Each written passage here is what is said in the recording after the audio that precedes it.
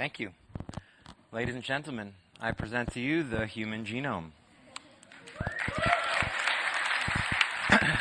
Chromosome 1, top left, bottom right are the sex chromosomes.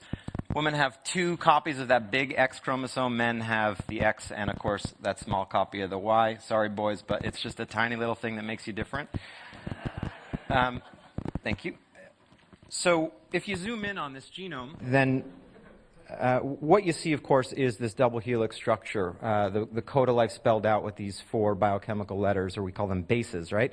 A, C, G, and T. How many are there in the human genome? 3 billion. Is that a big number? Well, everybody can throw around big numbers, but in fact, if I were to place one base on each pixel of this 1280 by 800 resolution screen, we would need 3,000 screens to take a look at the genome. So it's really quite big. And perhaps because of its size, a group of people, all by the way with Y chromosomes, decided that they would want to sequence it.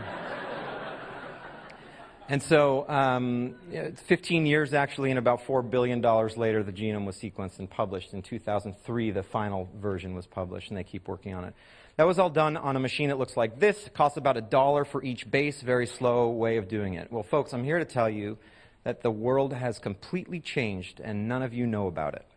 So now what we do is we take a genome, we make maybe 50 copies of it, we cut all those copies up into little 50 base reads, and then we sequence them massively parallel.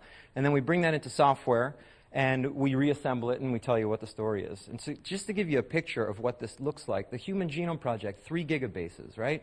One run on one of these modern machines, 200 gigabases.